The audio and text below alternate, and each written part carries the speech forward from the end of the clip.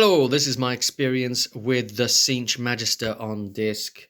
Overall, I felt disappointed with this model. It's a really good dynamic looking pose, but you know what you get with that.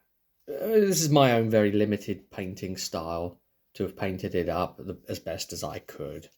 Went for a look, couldn't quite achieve the look that was in my head that I wanted for it. So, you know, in the end, I just sort of just did it somehow. And that was that. These spikes here are actually purple, but, you know, the camera doesn't show great. No weapon. You'll notice no weapon here. That's the first kind of element of rant about the whole sort of process. Tiny little hand areas there on the staff. Tiny little contact points for the glue to connect to these two tiny little arm points here. I mean, look at the size of that, how thin that is, and where the connection is. So it's going to be something without really a recess very much. There's no like, you know, deep bit or anything for that to slot into. There's no like marriage of parts, like a socket or anything that you'd want to secure it. It's just an end trying to affix to an end, and that's usually okay with plastic glue because, you know, the plastic glue will melt the plastics together, but it just wasn't enough to hold it here. So the bloody thing came off, and it's just annoying because it was coming off while I was even trying to stick it, and you know, I'd leave it and it'd just come off in my hands. And when you're trying to glue something with plastic glue, and you're holding it in place, and there might just be a little tiny bit on your finger as well as the as the plastic bit, but most of the glue's all gone on obviously onto the joint where the thing is meeting the thing, the tiny little bit on your finger, and then you go to kind of let go, and the tiny little bit on your finger where it draws the thing away is enough to pull it off versus the, you know, the main contact of the glue that you've actually just created. Really frustrating. That, I must say, it'd be that way around, wouldn't it? Because he's like that. Yeah, I mean, the other thing was I couldn't pick out details on this guy. I mean, he ended up looking like some sort of Michael Jackson or something, you know. He's supposed to have multiple eyes going up into his forehead there. Again, you can't really see. The camera can't really get a good pose on this. But I couldn't see them.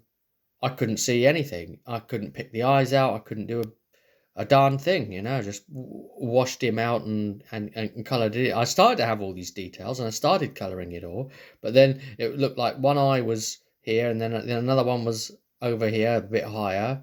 And the actual detailing in the plastic, I don't know if it was just that the detailing wasn't very clear and that I just couldn't see it. I don't know what your experiences have been with this model, but I couldn't see it. Where to pick out all the other eyes, and you know, you can see these like lumpy bits. Like I can see like a lumpy bit on his forehead there, which I would assume is also an eye. But that's, again, I don't know if the camera could show it, but that seems too far into the middle because, you know, they'd be symmetrical. If he's got one on the left there, that lumpy bit there, you'd expect one to the right, because when you look at all the pictures, it is two sets of eyes. Yet the other lumpy bit that stands out is below it on his right side. Camera left, probably can't see it there.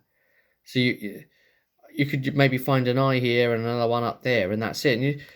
And I couldn't find any more eyes. So it's a case of, do you go with that or just paint it over and do the two? So I painted over and do the two because, you know, they don't all have to have them bloody 6 eyes bullshit anyway, do they? You know, it's mutations. He's mutated differently, whatever. That's the best I could do.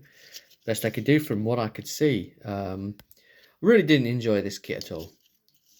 And so that's my experience with it. So I need to glue this sod back onto that again. And with these really, you know, precious designs, really precious.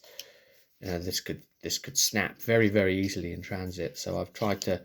I did another video on this. Tried to talk about this. You know, putting these washer things on the bottom and then getting A4 adhesive magnetic strips and putting them onto the bottom of a really useful box, and then just like clicking all of these down into the really useful box, so they won't shift around in transit. They'll just click down if I need to move them. But then it does mean that I can't load them into like a backpack carry case or anything like that. Transit is pretty much just at that point back of a car, which limits me, to being able to use a car versus, say, traveling on foot or public transport. Yeah.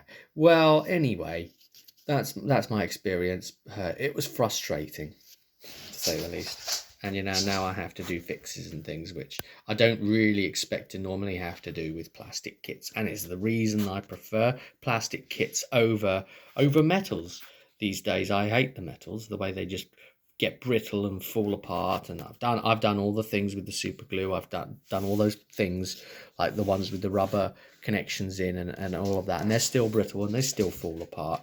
My experience on the table was, like an errant dice, hits a thing and then the whole joint just falls apart because a dice hit it. That's metals for you, and then it's a case of, well, use pinning, and then you're having to do all these things. And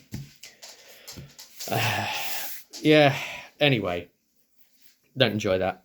Not into the hobby for that. Maybe a bit of painting, but see you at the next one.